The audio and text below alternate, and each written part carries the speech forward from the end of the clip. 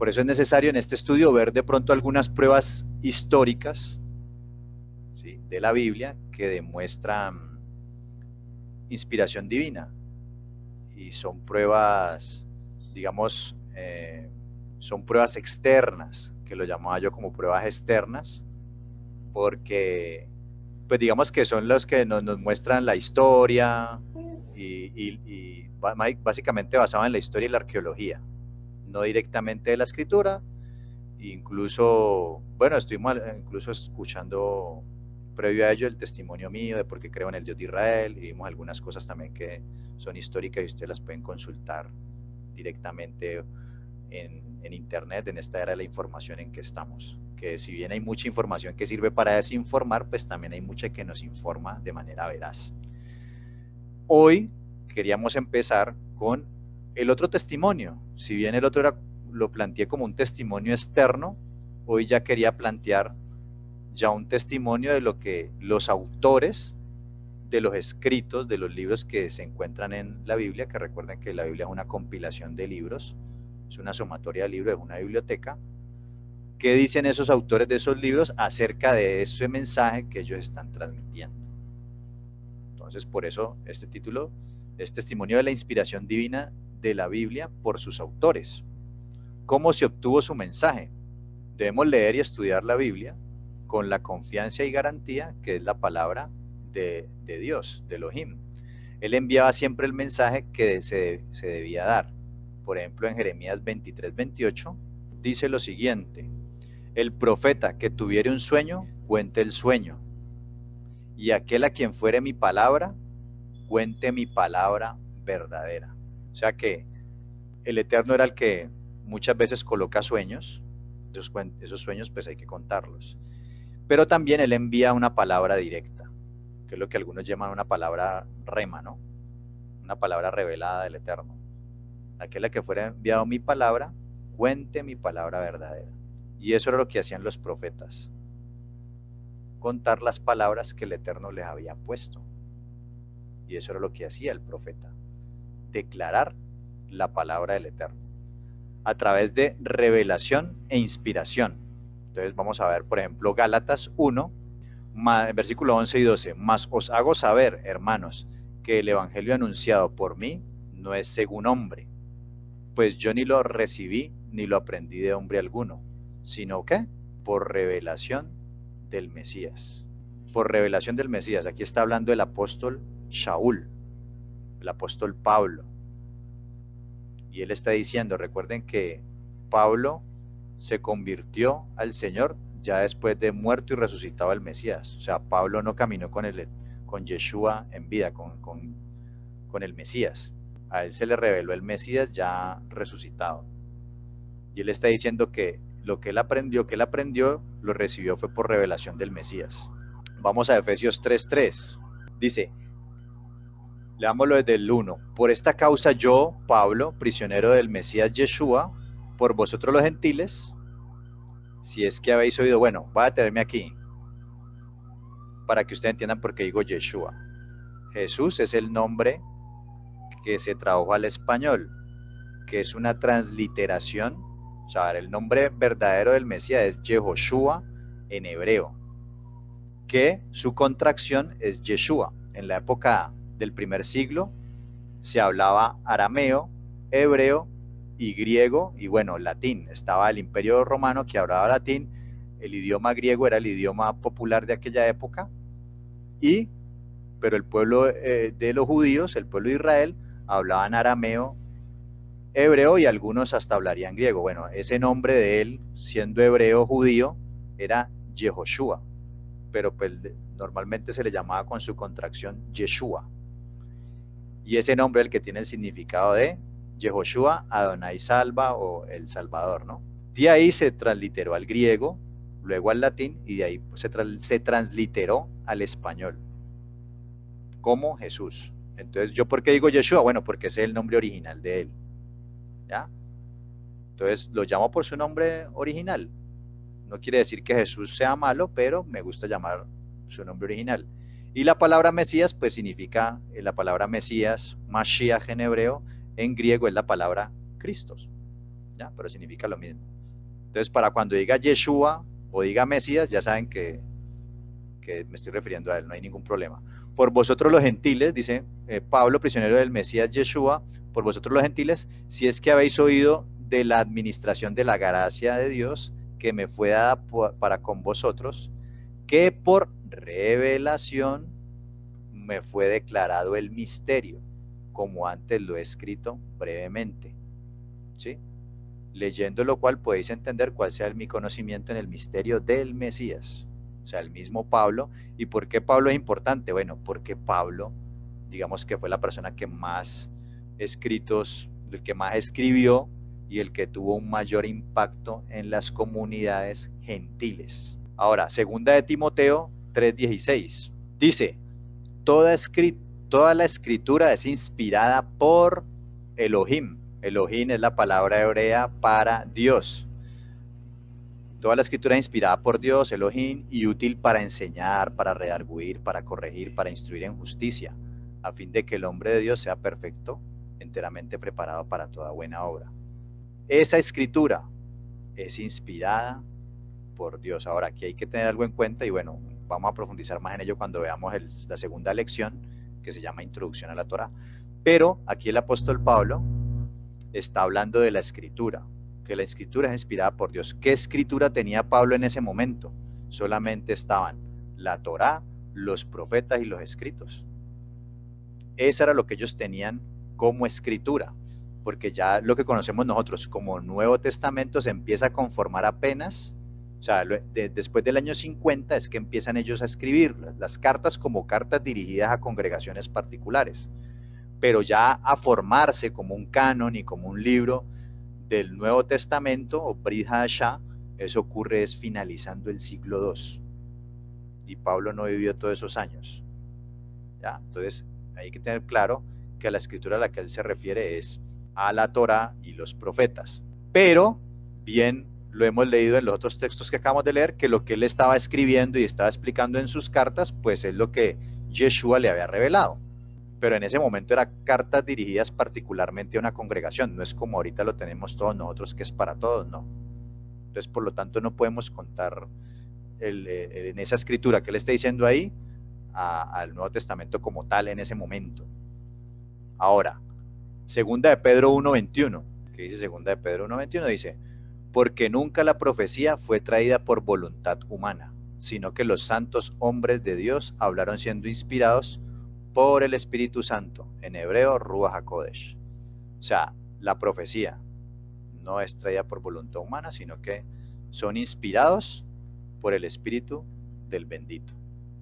Entonces, mire que aquí vemos constantemente a Pablo hablando que lo que él escribió era inspirado por el Eterno porque lo había revelado el Mesías, y ahí metemos al Brit Hadashah, al Nuevo Testamento, que conocen ustedes, pero él directamente está hablando inicialmente de las profecías y los escritos que se tenían, porque recuerden que ellos vienen a explicar cómo en el Mesías se cumplen todas las profecías de la Biblia hebrea, que es lo que conocen algunos como Antiguo Testamento, que más adelante en la enseñanza vamos a ver que no debería de llamarse Antiguo Testamento, sino llamémoslo Biblia hebrea.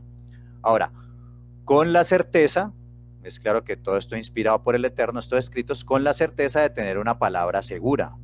Segunda de Pedro 1:19. Dice acá, tenemos también la palabra profética más segura, a la cual hacéis bien en estar atentos como a una antorcha que alumbra en lugar oscuro, hasta que el día esclarezca y el lucero de la mañana salga en vuestros corazones. Entonces, ¿qué es esa palabra profética? La palabra profética que contenía las profecías era esa Torah y esos profetas. Y esa palabra era la que era ¿qué? Una antorcha que alumbra en lugar oscuro. ¿Ya? Hasta que el día esclarezca y el lucero en la mañana salga en vuestros corazones, entendiendo primero esto, que ninguna profecía de la Escritura es de interpretación privada. Y entonces ahí es donde sigue lo que estamos leyendo ahorita, porque nunca la profecía fue traída por voluntad humana, sino que es inspirada ¿de quién? Por el Espíritu del Eterno. Entonces vemos aquí que los autores de estos libros nos están diciendo, mire, el mismo Shaul, el mismo Pablo, aquí el mismo Pedro, están hablando de la Torá y los profetas, porque esa es la escritura con la que ellos predicaron del Mesías. Y eso hay que tenerlo bien claro. ¿Ellos con qué predicaban? Con la Torá, los profetas y los escritos, que era donde estaban las profecías, y ellos a partir de esas profecías venían y le mostraban a los demás judíos y gentiles cómo el Mesías era el cumplimiento de esas profecías. Ya como les dije, ellos después del año 50 empiezan a escribir, son cartas que ya después del siglo II es que empiezan a tomar como a establecerse un canon y a establecerse de ahí en adelante, y que llevó varios años, varios incluso siglos, establecer el canon de libros del Nuevo Testamento, Brit Hadashah, que tenemos hoy. Y esa escritura es inspiración divina. Y lo mismo el Brit Hadashah, porque como lo dice Pablo, fueron revelación del Mesías, ¿ya? Pero sí colocar cada cosa en su sitio, y hay que tener claro que aquí de qué está hablando y que lo otro también hace parte de la inspiración divina, pero es posterior. Sigamos aquí, con la certeza de tener una palabra segura, a través de ella se revela ¿quién? El Mesías de Israel, Yeshua. Juan 5, 37 al 39. Dice, también el Padre que me envió ha dado testimonio de mí. Nunca habéis oído su voz, ni habéis visto su aspecto, ni tenéis su palabra morando en vosotros. ¿Cuál era la palabra que el Eterno había enviado? La Torá. Dice, porque a quien él envió, vosotros no creéis. Escudriñad las escrituras. ¿Cuáles escrituras lo estaba mandando a escudriñar? Bueno, ya sabemos lo que había en ese momento, la Torá y los profetas, porque a vosotros os parece que en ellas tenéis vida, la vida eterna, y ellas son las que dan testimonio de mí. Por eso el Mesías luego por allá dice que les abrió el entendimiento a unos discípulos para que comprendieran lo que estaba escrito de él en la Torá, los profetas y los salmos. ¿Y él los manda a qué? A escudriñar la escritura. ¿Cuál era? Cuando estaba Yeshua había Nuevo Testamento, no, porque él no había muerto, los apóstoles no habían empezado a escribir nada. Se estaba refiriendo al Tanaj hebreo. Y con a eso es que lo está remitiendo él. Ahí está la vida eterna. Y en esos escritos es donde se da testimonio de mí. Entonces, esas escrituras nos revelan al Mesías. ¿Qué dice Hebreos 1:3? Dice, Elohim, Dios, habiendo hablado muchas veces y de muchas maneras en otro tiempo a los padres por los profetas, en los postreros días ha hablado por el Hijo, a quien constituyó heredero de todo y por quien asimismo hizo el universo, el cual siendo el resplandor de su gloria, la imagen misma de su sustancia y quien sustenta todas las cosas por la palabra de su poder, habiendo efectuado la purificación de nuestros pecados por medio de sí mismo, se sentó a la diestra de la majestad en las alturas. Entonces aquí, ¿qué nos está diciendo? Anteriormente se habló por profetas, Moisés era un profeta, y bueno, todos los demás libros hay muchos profetas. El Eterno les habló a través de ellos, y ahorita en este último tiempo, ¿a través de quién? A través de su Hijo. Por eso ya a partir de ahí, de las enseñanzas del Mesías y de los escritos de los apóstoles, pues eso también es una revelación del Creador. O sea, hace parte de la inspiración divina, que ya vendría siendo como un cumplimiento profético de lo que está en el Tanaj hebreo. Lucas 24, del 44 al 45, dice lo siguiente: y les dijo, estas son las palabras que os hablé, estando aún con vosotros, que era necesario que se cumpliese todo lo que está escrito de mí. ¿En dónde? En la Torá de Moisés, en los profetas y en los salmos, porque es que ahí es donde estaban las profecías. Dice, entonces les abrió el entendimiento para que comprendiesen las escrituras. Yo creo que aquí ya quedó claro a cuáles escrituras se estaba refiriendo. Pero igual no estamos sacando el Brit Hadashah, es una revelación posterior con lo que vino a revelar el Mesías. ¿Ya? Pero en este momento, eso era lo que había. Entonces vemos claramente que la Biblia nos revela a el Mesías. El Antiguo Testamento, que ya les dije aquí, el Tanaj hebreo, habla de él, ¿de quién? Del Mesías, y el Nuevo Testamento, Yeshua, da testimonio, además de cumplirse las profecías acerca de él, de lo que está escrito en la Biblia hebrea. La Biblia es el mensaje del Creador que revela al hombre para que nadie se pierda, para que todos conozcan la verdad, se arrepientan y experimenten una vida plena y abundante. Entonces ahí vemos el testimonio extrabíblico, ¿sí? Y el testimonio bíblico. Ahora sí vamos ya a adentrarnos ahí ya terminamos la introducción, esa era la introducción. Ahorita sí vamos a ver, ya acercándonos más a la definición de lo que el Eterno nos quiere decir de qué es la emuná, que es la fe. Y para ello vamos a utilizar inicialmente un diccionario bíblico que se llama Strong, que es un hombre que se tomó la tarea, un americano que se tomó la tarea de palabra por palabra de la Biblia, ir desde su idioma original y crear un diccionario. Un trabajo fantástico que es de admirar. Ahora, esa palabra que se traduce como fe en hebreo es la palabra emuná, que es el título de esta lección. ¿Y qué significa emuná? Significa firmeza, seguridad, fe, de hecho se traduce como fe, fidelidad, fiel, honradez, leal, lealtad, veraz, verdad. Y en la palabra griega, porque recuerden que la Biblia hebrea fue escrita, pues como su nombre lo dice, en hebreo y algunos textos y algunas frases en arameo, y el Brit Hadashah o Nuevo Testamento fue escrito básicamente en griego, ¿sí? Aunque pues obviamente ya la investigación muestra que pudo haberse escrito también en hebreo, pero digamos que lo que se ha encontrado hasta hoy es que pues fue escrito en griego, ¿ya? Y ahí en griego es la palabra pistis. Esa palabra pistis en griego es la que significa convicción, confianza, constancia, fe, fidelidad, fiel. Y miren que ahí tengo subrayado la palabra fidelidad. Ahora, en otro diccionario bíblico, que es un diccionario Vine, es lo mismo, ¿no? La palabra hebrea emuná, que significa certeza, fidelidad, certeza en la fidelidad de Dios a su pueblo y de su pueblo ser fiel a Dios. Entonces mire que aquí empezamos a ver una cosa. Una traducción exacta de lo que significa la palabra emuná es fidelidad. ¿Qué significa emuná? Fidelidad.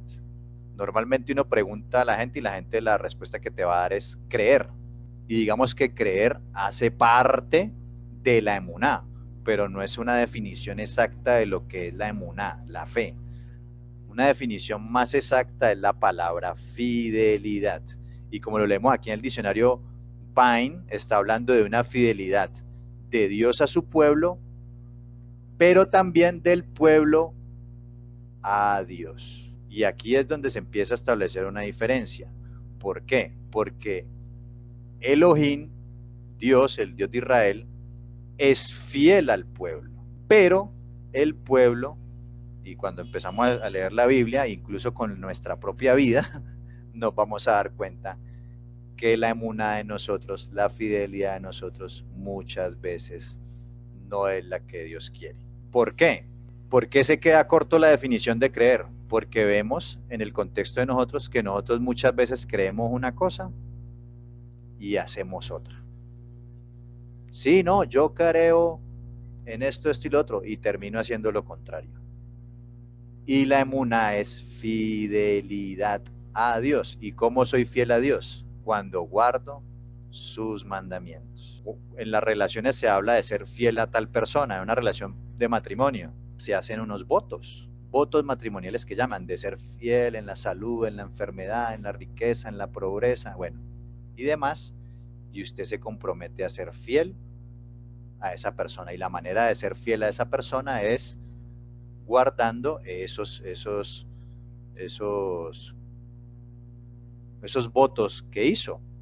Usted se esmera en conocer a su pareja para saber qué le agrada a esa pareja y hacer lo que a ella le agrada, y viceversa. Usted no va a querer conocer a esa persona para hacer lo que le desagrada. Entonces, esa fidelidad es ¿a quién? A la palabra de el Eterno. ¿Cómo le soy fiel a Dios? Recuerden lo que vimos en la clase de introducción, que el Eterno había revelado una Torá, había mandado a los profetas a que, es decirle al pueblo que se arrepintieran, que se volvieran ¿a qué? A guardar los mandamientos. Porque esa era la manera de ¿qué? De ser fiel a Dios. Cuando no guardo los mandamientos, estoy siendo infiel a Dios porque estoy o adorando otros dioses, siguiendo mi propio camino, haciendo lo que la demás gente hace, y estoy siendo infiel a Dios. Y ahí es cuando yo creo una cosa, pero hago otra. Entonces la emuná desde una perspectiva hebrea tiene que ver con lo que yo pienso, eso hago. Y ahí es donde viene la fidelidad. fidelidad. ¿Qué es emuná? ¿Qué es fe? Fidelidad. ¿A quién? A Dios. ¿Y cómo soy fiel a Dios? Guardando sus mandamientos. Entonces, la certeza, bueno, ahorita la certeza fidelidad, la certeza en la fidelidad de Dios a su pueblo, que Él sí es fiel, pero el pueblo ser fiel a Dios, ahí es donde viene el problema. Ahora, en griego pistis, también del diccionario Bain, certeza, fidelidad, convicción, los principales elementos en la fe, en su relación con Dios, del verbo pisteuo, que significa, o sea, los principales elementos de la fe, aquí como que lo va a desglosar un poquito más, dice, uno, una firme convicción que produce un pleno reconocimiento de la revelación o verdad de Dios. Sí, vamos a leer 2 de Tesalonicenses 11 y 12, que nos dice, por esto Dios le envía un poder engañoso para que crean la mentira, a fin de que sean condenados todos los que no creyeron en la verdad, sino que se complacieron en la injusticia. O sea, el Eterno reveló su palabra, que es la verdad. Por eso el Mesías decía en una oración, santifícalos en tu verdad, tu palabra es la verdad. Una oración del Mesías. Cuando va a llegar un tiempo donde, estamos en un tiempo donde la gente está siendo llamada a conocer la verdad. O sea, ¿por qué estamos aquí en este grupo? Porque ustedes están siendo llamados a conocer la verdad. Pero hay gente que no va a querer creer a la verdad. Entonces va a llegar un tiempo donde ya el Eterno va a enviar como un juicio, donde ya van a creer esa la mentira. Pues que estamos en ese tiempo en que el Eterno ha enviado su revelación y que debemos creer la verdad. Entonces ahí estaríamos hablando de lo que es creer que Dios le hay y que Él se ha revelado. Segundo, una rendición personal a Él. Vamos a Juan 1.12. Juan 1.12 dice lo siguiente, mas a todos los que le recibieron, a los que creen en su nombre, les dio potestad de ser hechos hijos de Dios, los cuales no son engendrados de sangre, ni de voluntad de carne, ni de voluntad de varón, sino de Dios. Es decir, a esos que creen en el Mesías, ahí está hablando del Mesías, porque luego dice aquí, mire, y aquel verbo fue hecho carne, y habitó entre vosotros, entre nosotros, y vimos su gloria como gloria del unigénito del Padre, lleno de gracia y de verdad. A los que creen en el Mesías, miren que uno popularmente, aquí nos encontramos con estas cosas. La gente normalmente, popularmente afuera, en la calle, dice, no, es que todos somos hijos de Dios. Bueno, la Biblia, si esa persona que dijo eso, cree en el Mesías y en el Dios de la Biblia, el Dios de Israel, lo que está diciendo va en contra de los escritos. Porque lo que dice la escritura es que cuando creo en el Mesías de Israel, es que se me da la potestad de ser hecho hijo de Elohim. Antes de ello soy creación del Eterno. Y el Eterno tiene misericordia y todo con su creación, pero para yo ser hijo de Elohim, hijo de Dios, tiene con creer en Yeshua, como consecuencia de creer en Yeshua. Y tercero, una conducta inspirada por esa rendición, 2 Corintios 5:7. Dice, porque por fe andamos, no por vista. Claro, por ejemplo, nosotros en este momento, nosotros no vimos al Mesías, nosotros no vimos cuando el Eterno le reveló esa voluntad a Moshe, a Moisés y al pueblo de Israel. Nosotros ya tenemos en los escritos, y a través de esos escritos, a través de esos escritos es que nuestra fe se alimenta. Y creemos, no por lo que vemos, sino por lo que se nos dijo en la revelación del Eterno. A diferencia que en la época de Moisés, pues ellos vieron cuando se abrió el Mar Rojo, vieron los truenos y relámpagos cuando el Eterno les entregó los mandamientos, los otros vieron al Mesías antes de morir, luego lo vieron resucitado. Nosotros sí, más que nunca andamos por la emuná, por la fidelidad a lo que Dios dijo. ¿Sí? Y nos volvemos acá. La fidelidad, por eso está en negrillas. Fidelidad a Dios, y esa fidelidad es creyendo y haciendo lo que Él dijo.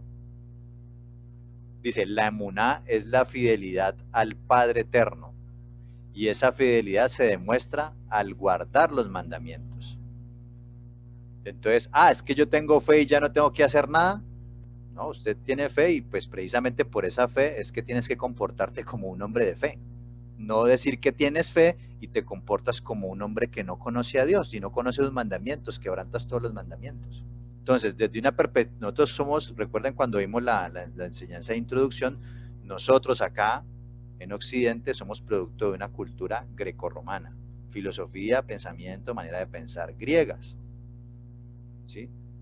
Que no es que sea malo en sí, sino que pues venimos de esa cultura, también hay cosas y elementos de los judíos, pero en el pensamiento griego tú piensas una cosa y haces otra, y muchos nos comportamos de esa manera, creemos una cosa y hacemos otra.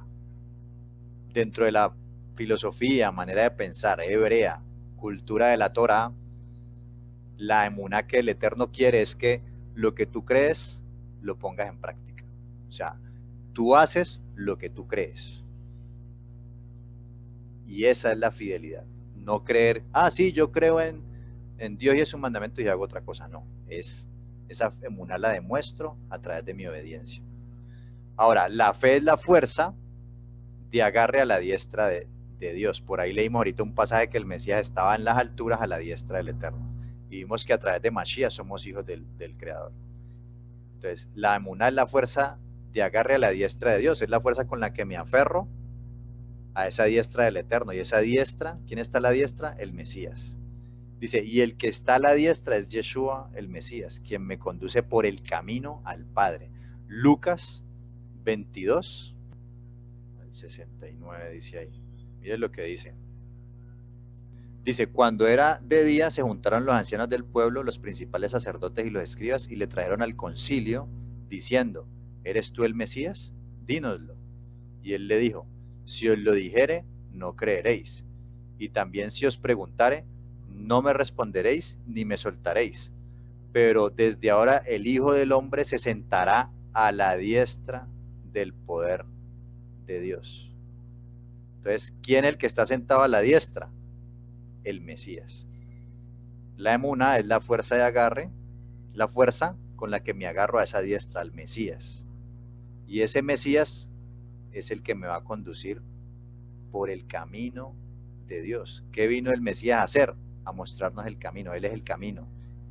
Y con su vida, por eso dice por allá en un versículo que luego estudiaremos, que hasta que alcancemos la estatura del varón perfecto, refiriéndose al Mesías.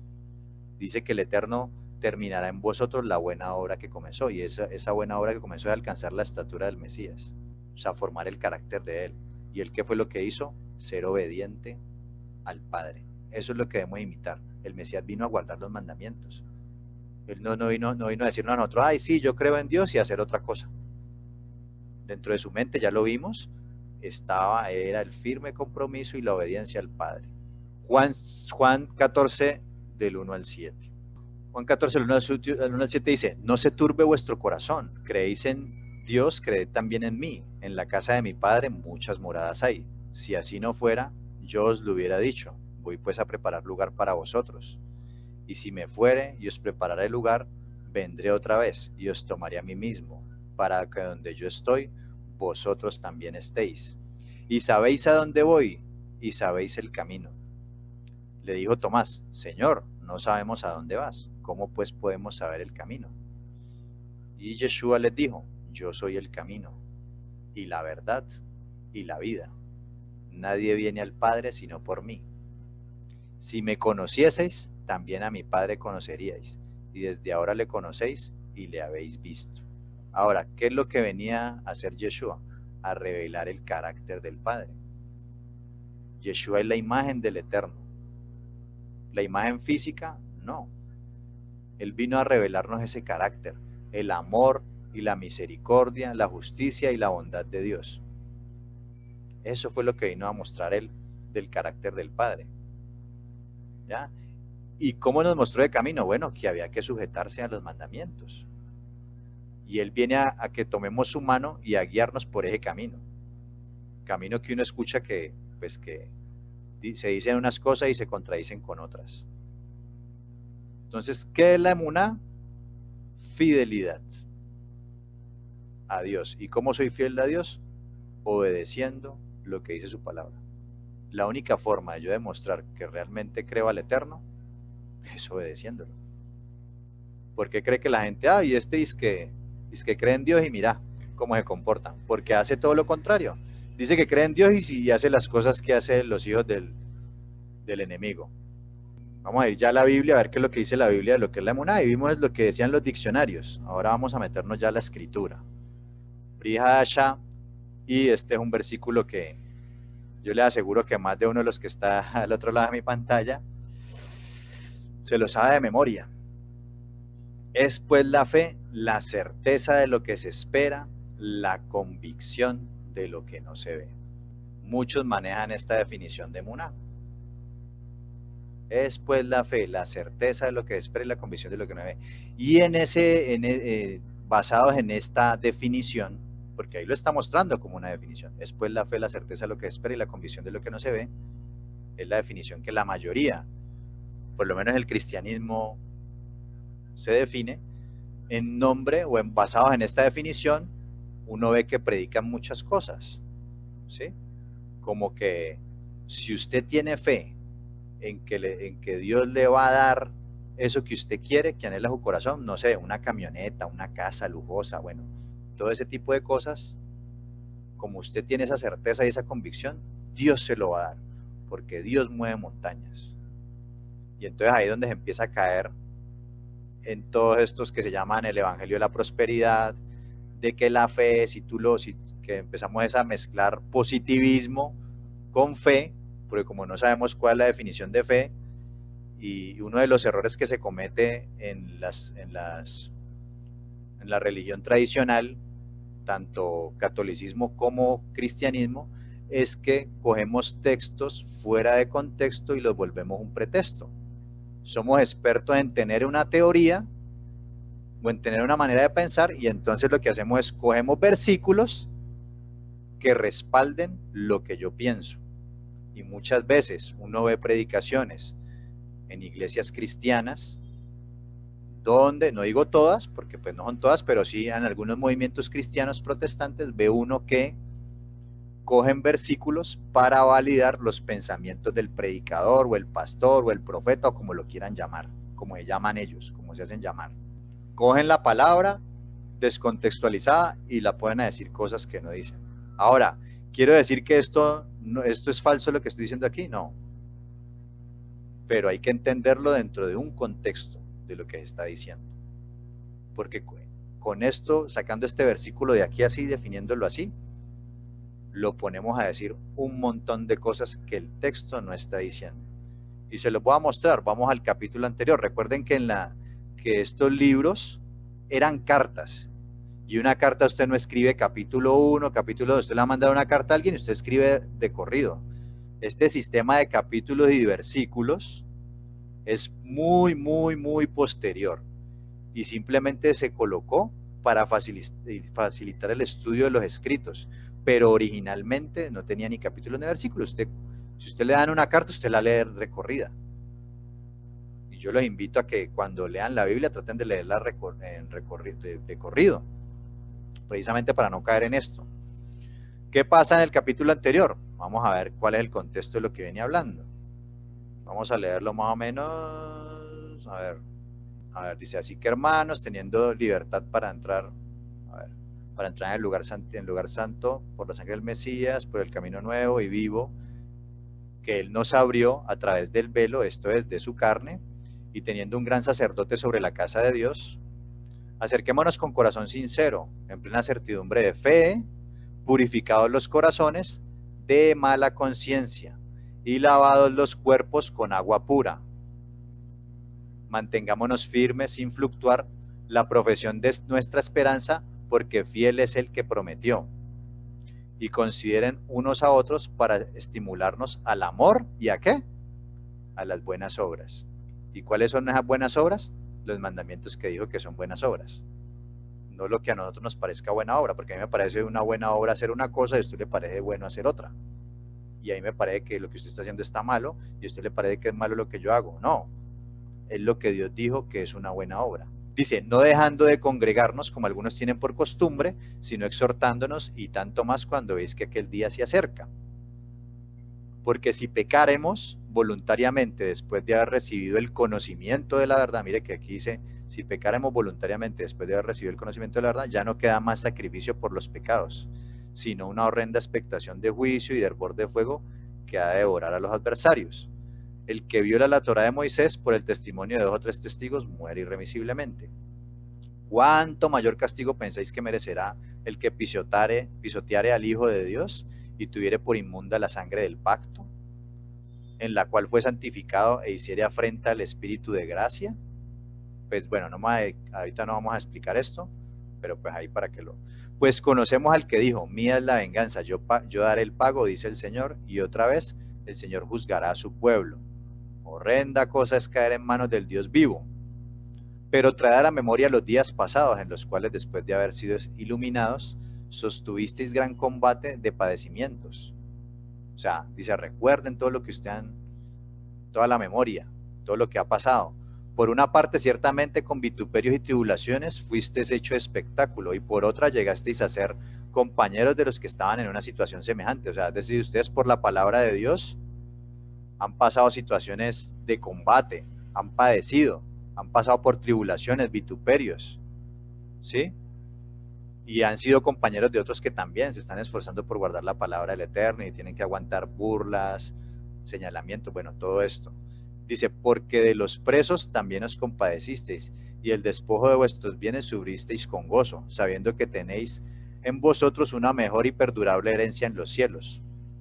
O sea, tenemos una herencia. Dice, no perdáis pues vuestra confianza, que tiene grande galardón, porque os es necesaria la paciencia, para que habiendo hecho la voluntad de Dios, ¿cuál es la voluntad de Dios? Los mandamientos que le reveló a Moisés. Así es como quiere que andemos en este camino. Para que habiendo hecho la voluntad de Dios, obtengáis la promesa. ¿Cuál es la promesa? La herencia de los cielos. Porque un poquito más. Y el que ha de venir, vendrá. ¿De quién está hablando? Y no tardará. Está hablando del Mesías. Está hablando de quién. Que aguantemos, que sigamos, que soportemos todas estas tribulaciones, porque hay un galardón, hay una promesa, ¿sí? Y dice, porque falta un poquito, aguanten un poquito, porque el que ha de venir vendrá y no tardará. Y recuerden que en ese tiempo, el apóstol Pablo, que es el que se atribuye que escribió esto, ellos estaban con una mentalidad apocalíptica, o sea, que ya era inminente la venida del Mesías. Entonces dice, aguanten un poquito porque el que ha de venir vendrá y no tardará. Mas el justo por la fe vivirá, es decir, por la fidelidad al Eterno. Hacer lo que Dios dice, así toque que padecer. Dice, y si retrocediere, no agradará a mi alma. Pero nosotros no somos de los que retroceden para perdición, sino de los que tienen fe, emuná, para preservación del alma. Es decir, de los que son fieles a Dios, guardando sus mandamientos para preservación del alma. Y ahí sigue. Es pues la fe, la certeza de lo que se espera y la convicción de lo que no se ve. ¿De qué venía hablando? Venía hablando de aguanten, sigan siendo fieles a Dios, que el que ha de venir, vendrá y no tardará. O sea, ustedes crean que Él ya va a venir. Tengan esa certeza. ¿Qué es lo que están esperando? La venida del Mesías para salvación. Y la convicción de lo que no se ve. En este momento ellos no veían que el Mesías viniera, estaban era soportando y en tribulaciones, pero Él va a venir. No tiene nada que ver con que usted anhele tener un carro, un Audi, y entonces usted lo visualiza y tiene convicción y usted le pone fe a eso y el Eterno se lo va a dar. Eso no es lo que está diciendo el texto. El texto nos está hablando es de permanecer fieles a Dios y que creamos en su promesa de que Él va a volver. Esa es pues la fe, la certeza de lo que espera y la convicción de lo que no se ve, se está refiriendo a ese regreso del Mesías. No está refiriendo a que con esto están enseñando y están volviendo a la gente ambiciosa, avara y llevándolos por un camino que no es. Si somos honestos con el texto y con lo que venimos hablando, se refería a obedecer la palabra de Dios y a creer en eso que Dios había dicho y lo que había dicho el Mesías, que Él iba a volver. A eso es que se refiere. Esa es la emuná. Entonces, esta definición que se ha prestado para decir una cantidad de cosas que no son, espero que hoy podamos empezar a ser libres del error y el engaño. Porque por eso es que la gente en estas congregaciones, y lo digo con todo el respeto, en estas congregaciones finalmente termina en frustración y termina en últimas alejándose del Eterno, porque les prometen cosas que no son y les citan textos de la Biblia descontextualizados. Volviendo a un pretexto, Y finalmente el que termina teniendo el Audi es el predicador, apóstol, profeta o como lo llamen. El que termina teniendo el Audi. Y la persona, nada. Bueno, este pedazo yo sé que es fuerte, pero esa es la realidad que vemos. Y hay que decir la verdad. Aquí estamos para escuchar la verdad y como les dije, yo estoy en un comienzo. Aquí nos va a confrontar con nuestro sistema religioso. Así que tengamos una mente abierta y seamos honestos con la lectura. Mire que muchas cosas es de comprensión de lectura simplemente. Dice, porque por ella, o sea, por la emuná, alcanzaron buen testimonio los antiguos. Por la emuná entendemos haber sido constituido el universo por la palabra de Dios. De modo que lo que se ve fue hecho de lo que no se veía. ¿Sí? Creemos en la revelación del Eterno y como dice el Eterno, Dios dijo y fue hecho. Y por esa palabra del Eterno fueron constituidos los cielos y la tierra. Dice, por la fe Abel ofreció a Dios más excelente sacrificio que Caín, por lo cual alcanzó testimonio de que era justo, dando Dios testimonio de sus ofrendas, y muerto aún hablaba por ella. ¿Sí? Caín y Abel allá en Génesis, en Bereshit, ofrecen unas ofrendas de primicias al Eterno. Abel da lo mejor que tiene y Caín da lo que le sobró, con una actitud incorrecta delante del Eterno. ¿Sí? Recordemos cuando hablamos que cuál es el más grande mandamiento y todo el mundo decía amar a Dios sobre todas las cosas y uno que le da a la persona que más ama, lo mejor. Bueno, Caín no dio lo mejor, dio lo que le sobraba, mientras que Abel ofreció lo mejor, por eso su ofrenda fue acepta. Dice, por la emuná, Enoc, o sea, Abel sí tenía emuná, sabía que el Eterno era lo más importante, era el que le había dado la provisión de tener esos animales y esas, la agricultura que tenía, o sea, lo que ellos tenían sabían que venía de parte del Eterno. Abel sí supo reconocer eso, Caín no. Por la emuná, Enoc fue traspuesto para no ver muerte y no fue hallado, porque lo transpuso Dios. Y antes que fuese traspuesto, tuvo testimonio de haber agradado a Dios. Cuando leemos allá en Génesis la vida de Enoc, dice que y caminó Enoc con Dios. Y ese caminó Enoc con Dios hace referencia a ¿qué? A que anduvo en los mandamientos del Eterno. El camino del Eterno son sus mandamientos.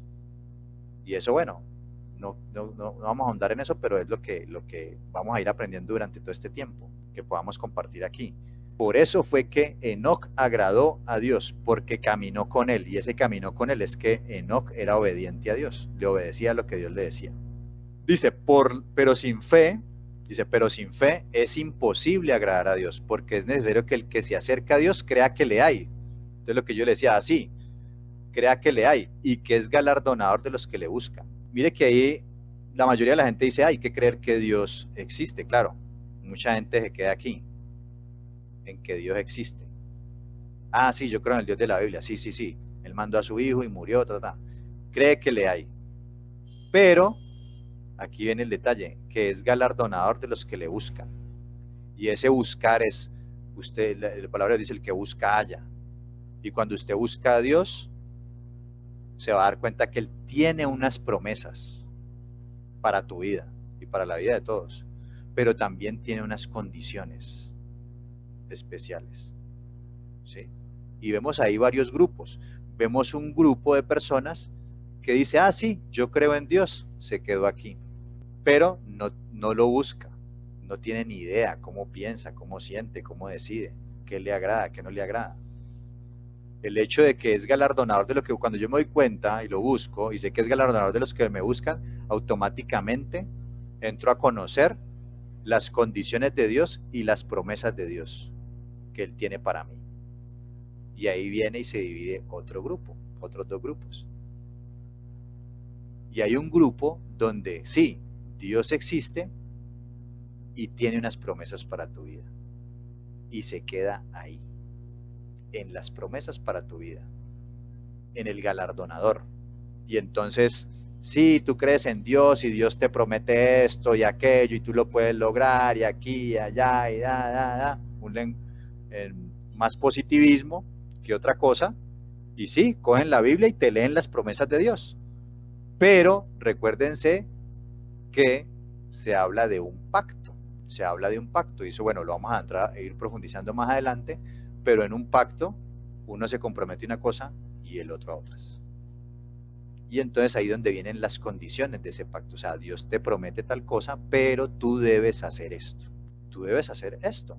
Y ahí es donde viene la fidelidad a Dios, a su palabra, al pacto, el ser obedientes. Y Él me va a galardonar si yo soy obediente a esa palabra. Y aquí es donde la mayoría de la gente está anclada, en que creo en Dios y Dios me ha dado promesas, pero nunca te hablan, no te han hablado de las condiciones que Dios estableció. Y esas condiciones son tus deberes.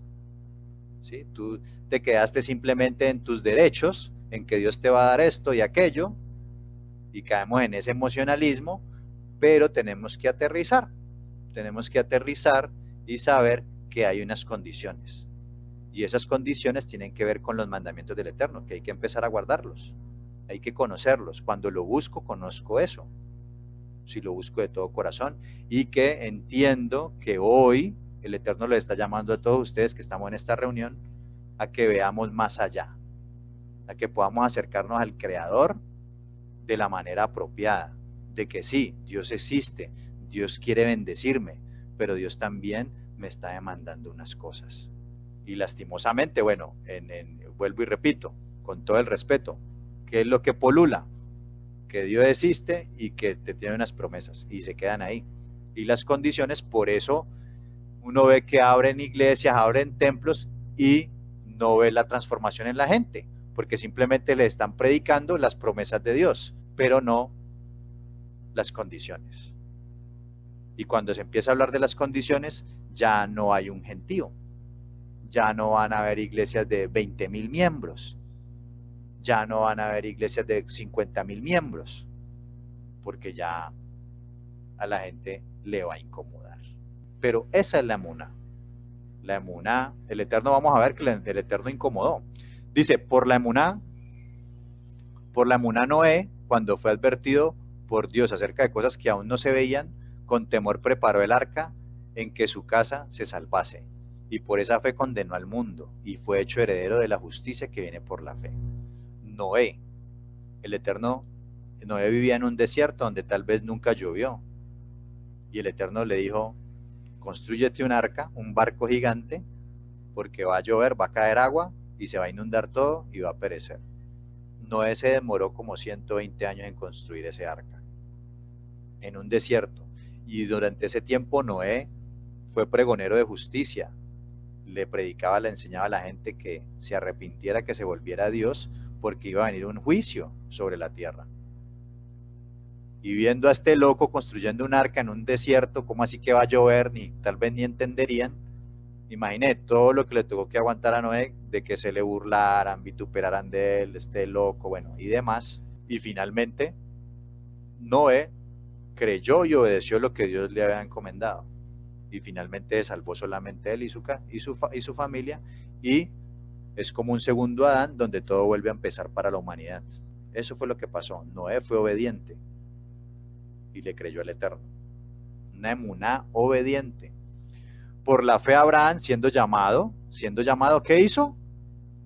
Obedeció para salir al lugar que había de recibir como herencia, y salió sin saber a dónde iba. Abraham vivía en medio de la idolatría, era un hombre poderoso, y el Eterno lo llama y le dice que se vaya a una tierra desconocida. Y como lo leímos leímos en algunos textos allá en la introducción, él le hace una promesa a Abraham, dice, por cuanto obedeció mi palabra y obedeció a mis mandamientos, mis decretos, mis estatutos y mis leyes. Y le hizo una promesa a él por su obediencia, por su emuná. Una emuná obediente, no simplemente que creyó intelectualmente y ya no. Llevó a la acción lo que Dios le decía que hiciera. Dios le decía, haz esto, y Abraham lo hacía. Hasta le llegó a decir, ven y sacrifícame a tu único hijo. Y él fue y lo iba a sacrificar allá. Dice, por la fe habitó como extranjero en tierra prometida como en tierra ajena, morando en tiendas con Isaac, Jacob, coherederos de la misma promesa, porque esperaba la ciudad que tiene fundamentos, cuyo arquitecto y constructor es Dios. sí, que es la ciudad que anhelamos que va a venir, que es la Nueva Jerusalén. Dice, por la fe también la misma Sara, siendo estéril, recibió fuerza para concebir y dio a luz aún fuera del tiempo de la edad, porque creyó que era fiel quien lo había prometido. Sí, recuerden, bueno, que Sara tuvo un hijo a los 90 años y era estéril, nunca había tenido hijos y a los 90 años concibió por una promesa que el Eterno había dado. Y ahí fue cuando nació Isaac, el hijo de la promesa. Entonces, mire, aquí en estos ejemplos vemos que estas personas se caracterizaron ¿por qué? Porque tenían una emuná, eran fieles a Dios, no solamente creer de manera intelectual, sino que llevaron a los hechos lo que creían, eran consistentes, congruentes, lo que yo creo, pienso, eso hago. Mentalidad hebrea, toraica, y es a lo que Dios me está llamando el día de hoy. Vamos a dejarlo hasta ahí. Ya nos quedan 5 minutos, vamos a dejarlo hasta aquí. Ya la próxima clase vamos a empezar aquí. ¿Cómo logro aumentar mi fe? Que es un tema que es lo que nos va a ayudar mucho. Bueno, creo que eso es todo, ¿no? Entonces vamos a orar y lo dejamos hasta ahí. Dentro de 8 días los espero. Bueno, Padre, te damos toda rabá, porque eres bueno, porque eres fiel, porque nos permite una vez más estar aquí en este día santo y dedicarlo a ti, y qué mejor que oír tu palabra, oír tu voz, lo que tú tienes para decirnos, Padre. Eso es lo que necesitamos, porque tu palabra es la que nos transforma, la que nos hace renacer y nos limpia nuestro pensamiento, renueva nuestra mente, Padre Celestial. Así que te damos muchas gracias y te pedimos que sigas, que tu Ruach, tu espíritu, siga haciendo su obra en nuestro corazón, que siga permitiéndonos acercar a ti, que colocando en nosotros ese querer, como ese hacer, del buscarte y entender eso de que de que tú eres galardonador de los que te buscan, pero de la manera que tú has establecido, Padre. Así que gracias por este espacio, gracias por esta enseñanza, y te pedimos que todo lo poco o mucho que podamos ir aprendiendo en los estudios, lo podamos guardar en nuestro corazón y podamos de la mejor manera empezarlo a poner por obra y en práctica, para así tener y empezar a desarrollar esa emuná, esa fe verdadera que tú quieres que desarrollemos. En el nombre de Yehoshua, el Mesías, el Rey de Israel. Amén y amén. Shabbat Shalom a todos, el Eterno los bendiga y los espero en una próxima reunión. Así que un abrazo a todos y el Padre Eterno los bendiga.